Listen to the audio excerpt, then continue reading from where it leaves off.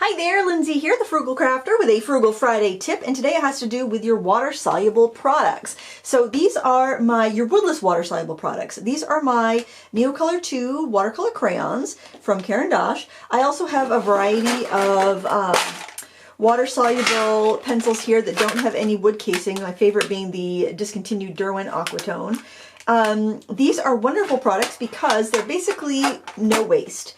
And what I mean by that is there's no wood casing. You peel off the paper and then you can sharpen it, and you can use every bit of it. And you don't even have to sharpen it. You can keep them kind of blunt edged, but every once in a while you're going to want to be able to to get a fine point. Maybe you want to draw something and have it a little more detailed. Maybe you're finishing up a painting and maybe you want to put whiskers on a kitten or add some other sort of detail where you want to have a sharp point on your crayon. So what you can do is sharpen them. I just use a one of those 2-hole pencil sharpeners like you can get at the back to school section of any office supply store or even like the dollar store. I like the ones that Target has, and I think the dollar store has them too.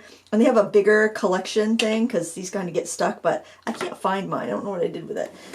And you just dump the little shavings into a well of a palette, or a pill box would work really well. You know, those like monthly pill organizers.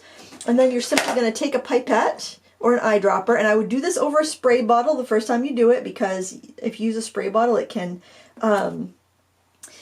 make the it can make your little shavings go airborne. So I recommend a little pipette, and then you're gonna stir that up and let it dry, and then you're gonna have little pans of paint, like watercolor. So this is a new palette.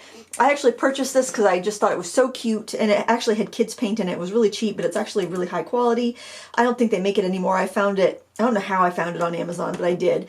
And I dug out the paint, and I thought it would be a really fun gouache or watercolor crayon palette. Watercolor crayons are very similar to gouache, but they don't crack and fall out. So all I have to do is just let them dry. So this is the one that I've been using for probably about 10 years. If you have a crayon crumble like this yellow ochre did, I just smushed it in there and wet it, and it was fine. I thought I was fine with just the 16 wells that I have. I think it's 16. But then I realized as I was using the crayons more, I found that I needed to sharpen more colors. So I decided to go to a bigger palette. So that's what I'm doing there. As I need to sharpen a color, I'm just doing it in the palette as not to waste. But you could go ahead and just sharpen them all and make yourself a little palette. That's up to you. Now, sometimes palettes will come that way, like these this set of watercolor crayons by American Journey that are available at Cheap Joe's. They actually have a little well in there, and I just sliced an end off the stick so I would be able to use it like a watercolor. But if I do need to sharpen these, they'll take a big sharpener. I'll just sharpen them into that well as well.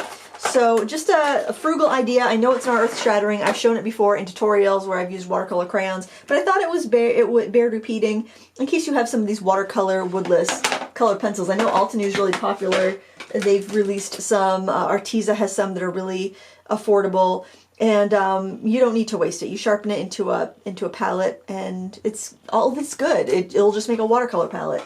And then when you're doing a piece of artwork and you want to have a big background, all you have to do is wet your brush in one of these wells and pick up the color, and you don't have to color. You'll just be able to use a wet brush and use it like paint, and it will save you some time as well.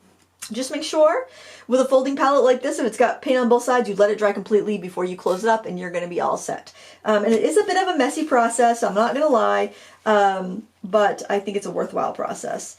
And honestly, it doesn't take you any time if you just do it as needed. But with this palette, I kind of wanted to separate my colors a bit. I wanted to have yellows, reds, blues, greens, I'll probably have some browns in the yellow-orange area.